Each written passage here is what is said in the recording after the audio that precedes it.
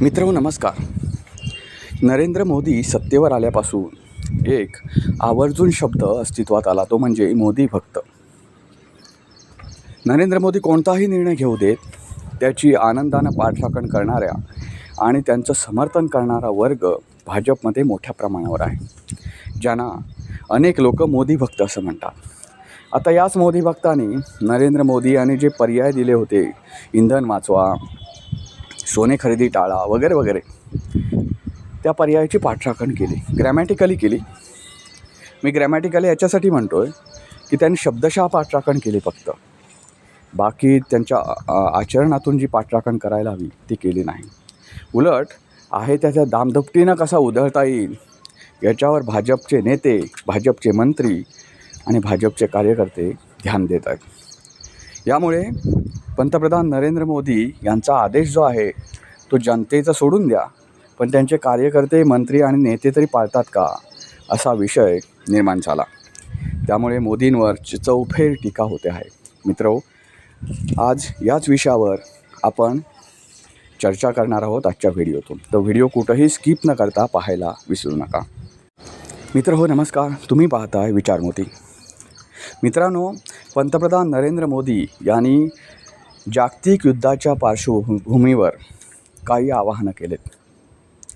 त्याच्यामध्ये त्याने असं म्हटलं आहे की आजपर्यंत भारत जागतिक समस्यांचा सामना करत आला. म्हणजे जे काय आपण परदेशातून आयात करतो, कच्चं तेल असेल, नंतर गॅस असेल किंवा इतर काही गोष्टी ज्या आयात करतो, त्याच्यावर ते आपण सहन केलं, म्हणजे त्याच्यावर काय आपण प्रभाव पडू दिला नाही.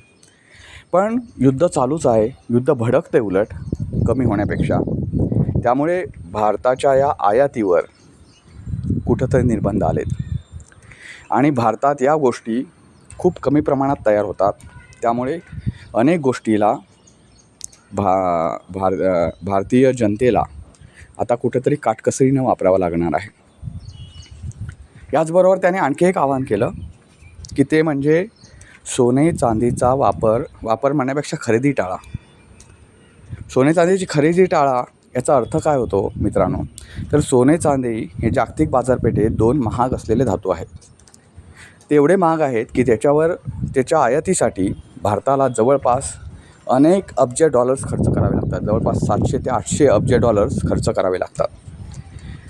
याच्यातून होतं काय, तर आपलं परकीय चलन जे आपल्याकडे असतं ते बहुतांशी खर्ची या सोने चांदी आयातीवर पडतं.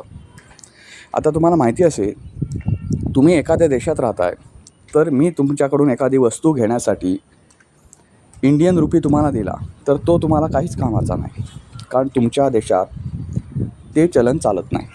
त्यामुळे मला तुम्हाला डॉलर द्यावा लागेल. तो डॉलर माझ्याकडे किती आहे आणि तो मिळवण्यासाठी मला काय काय करावं लागतं, ह्या दोन गोष्टी महत्त्वाच्या आहेत. तो डॉलर मिळवण्यासाठी मला काहीतरी तुम्हाला द्यावं लागेल, विकत द्यावं लागेल, जे तुम्हाला हवं आहे. हापूस आंबे असेल किंवा आपल्याकडे पिकणारा कांदा असेल किंवा काय ज्या गोष्टी असतील, गहू असेल, तांदूळ असेल, या गोष्टी तुम्हाला द्यायला लागतील. आता त्याच्यातून मिळणारा मला परकीय चलन आहे, जे तुमच्याकडचा डॉलर जो मिळणार आहे तो किती प्रमाणात मिळणार आहे, कारण ह्या गोष्टी काय फार महाग नाही आहेत आणि त्या आपण फार आयात पण करू शकत नाही, कारण आपल्याला ही साहित्याची गरज पडते. तर त्याच्यातून मिळणार परकीय चलन हे खूप कमी आहे. कारण मी जेव्हा 90 रुपयाचं तुम्हाला विकेन तेव्हा तुम्ही मला त्याच्या बदल्यात $1 देणार, 90 किंवा 95 रुपयाचा. त्यामुळे मिळणारा डॉलर जो आहे तो खूप कमी प्रमाणात आहे. पण मी एखादी गोष्ट तुमच्याकडून घ्यायची म्हटली विकत, तर त्याच्यासाठी जो मला कर आकारला जाईल म्हणजे तुम्हाला त्याची जो मोबदला द्यायला लागेल तो काही डॉलरमध्ये द्यावा लागतो.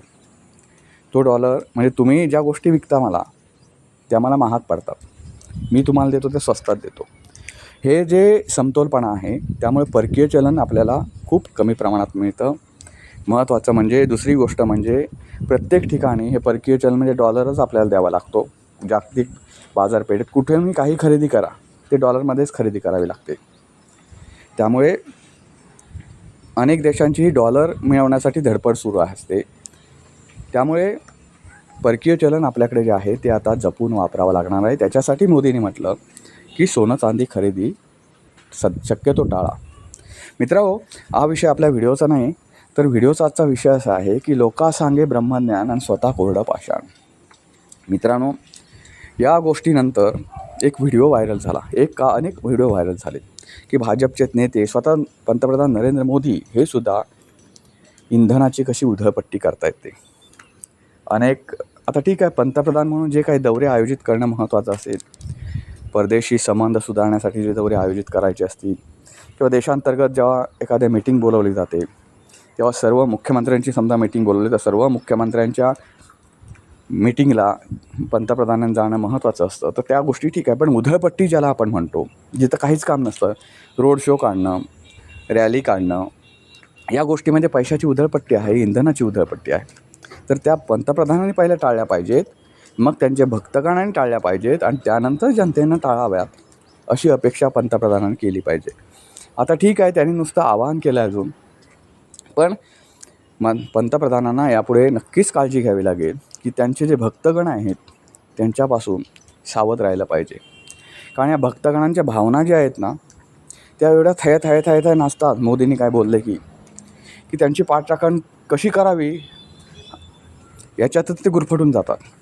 उगाचच तुम्हाला मोदींनी एवढी काही अक्कल नाही, मोदींच्या तुम्ही जवळपास पण फिरकू शकत नाही या बाबतीत बोलायचं झालं तर, पण उगाचच त्यांची पाठराखण करतात. त्यांनी बोललेलंच कसं चांगलं आहे, महत्त्वाचं आहे ते उगाचच सांगतात. त्याच्यामागे ना त्यांचा अभ्यास असतो ना आणखी काही असतं, पण बोलतात.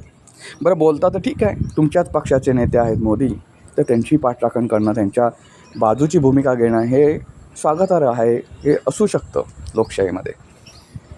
माझा प्रश्न असा आहे की शब्दशः किंवा व्याकरणदृष्ट्या त्यांची पाठराखण करू नका. तुम्हाला पाठराखण करायची असेल तर स्वतः पहिले आचरणात आणा ना त्या गोष्टी, मग लोकांना सांगा. मोदींनी तुम्हाला इंधनाची किंवा स्वतःला किंवा तुम्हाला इंधनाची उधळपट्टी करण्याचा भारतानं का अधिकार दिलेला नाही. प्रत्येक माणूस, प्रत्येक भारतीय हा इंधनाचा जो काही दर ठरवलेला आहे तो देऊनच इंधन खरेदी करीत असतो. त्यामुळे त्याला इंधन खरेदी करण्याचा अधिकार आहे, तुमच्यावरच अधिकार आहे.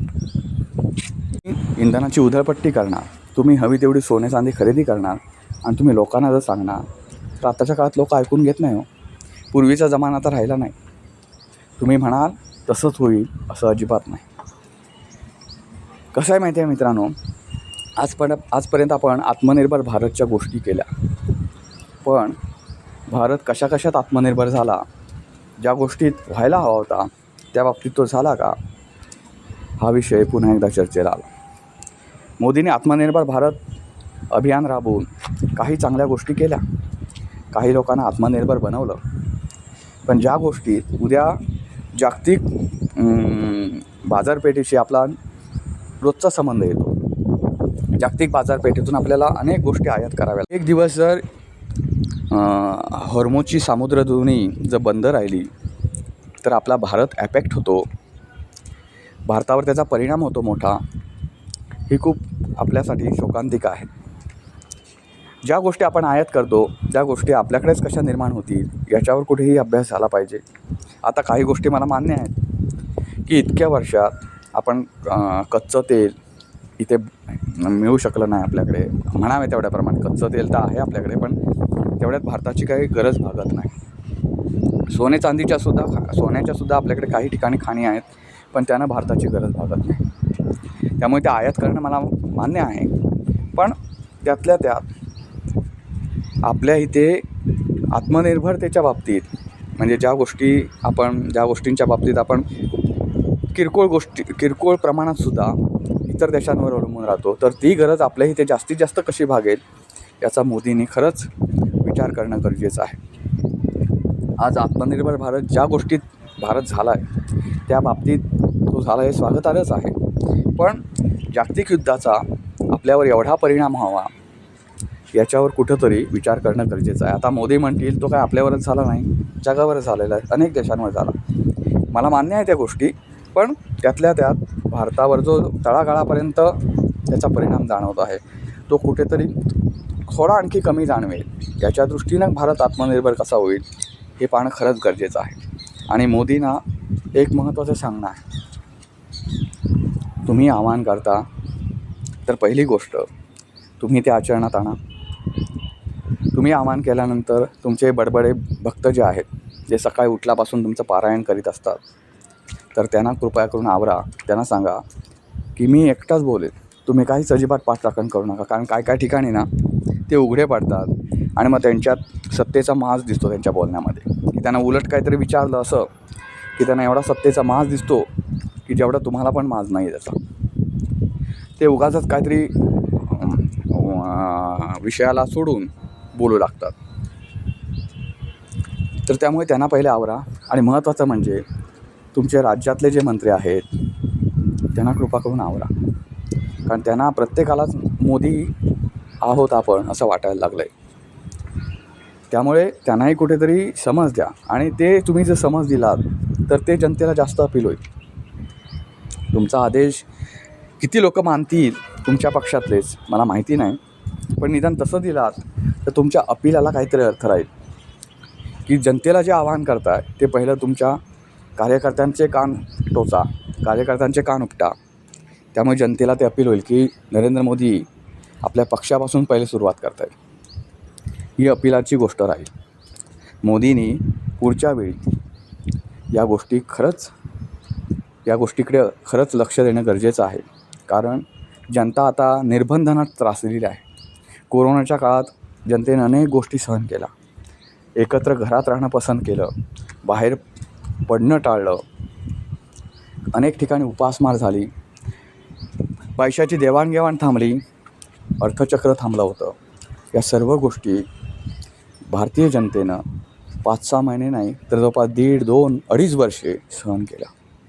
त्याच्यावर कोणी ब्र काढला नाही. पण आता जेव्हा या गोष्टींचा नकळत परिणाम होतो, तेव्हा कुठेतरी काय होईल ह्या भीतीनंच जनता सैरावैरा पळू लागते.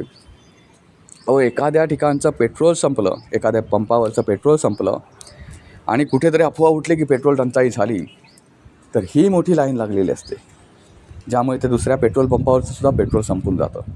हे जनतेच्या मनात जी भीती निर्माण तुम्ही केली ना, तर ती भीती दूर करा. कारण जनतेना सरकार एक सांगतं आहे, विरोधी पक्ष एक सांगत आहेत. आणि तुम्हाला माहिती आहे, एखाद्या डॉक्टरने असं सांगितलं की तुमच्या मुलाला ताप आहे, आणि दुसऱ्या डॉक्टरने सांगितलं बापरे तुमच्या ह्याला एक असाध्य रोग झालेला आहे, लवकरच उपचार करावे लागतील. तर जनता जी आहे ना ती एवढी दुबळी झालेली आहे की ते दुसऱ्या डॉक्टरच ऐकतील की ज्यानं सांगितलं त्याला असाध्य रोग झाला आहे, लवकरच मोठ्या हॉस्पिटलमध्ये हलवा, ICUमध्ये त्याला ठेवा, नाही तर त्या बाळाचं काही खरं नाही. हे ज्यानं सांगितलं त्या डॉक्टरचं ते ऐकतील. कारण जनतेच्या मनात भीतीची पाल कायम चुकत राहते. मोदी साहेब, तुमच्या सरकारचं हे अपयश आहे की तुमच्या सरकारवर जनतेचा विश्वास उरलेला नाही. आमचे मोदी साहेब असं काहीच करणार नाहीत, लॉकडाऊन करणार नाही, ते म्हणतात तसंच वागतील. हा विश्वास तुम्ही जनतेच्या मनात जो सुरुवातीला तयार केला होता तो आता हळूहळू ढासळू लागला आहे, याचं हे उदाहरण आहे. त्यामुळे कुठंतरी सरकारबद्दल जनतेच्या मनात पुन्हा विश्वास निर्माण होईल आणि तुमचे मंत्री आणि स्वतः तुम्ही आणि तुमचे कार्यकर्ते पदाधिकारी हे सर्व तुमच्या गोष्टी आहेत, तुम्ही जे मार्गदर्शन करता मन की बातमधून असेल किंवा जनतेला जे आवाहन करता, त्याचं पहिलं आचरण हे लोक करतील कसं हे पहिलं पहा. जनता तुमच्यासोबत नक्कीच आहे, त्यामुळेच तुम्हाला प्रत्येक निवडणुकीत यश मिळतं आहे. पण या गोष्टी जर केल्या तर जनतेच्या मनातला तुमचा आदर जो आहे, तुमच्याबद्दलचा जो आदर आहे जनतेच्या मनात, तो नक्की वाढेल. पुढच्या वेळी नक्की काळजी घ्या. मित्रो, व्हिडिओ कसा वाटला नक्की कळवा. व्हिडिओ आवडला तर लाईक करा, शेअर करा, चॅनलला सबस्क्राईब करायला विसरू नका. पुन्हा भेटू पुन्हा एका अशानं मी व्हिडिओ तोपर्यंत नमस्कार.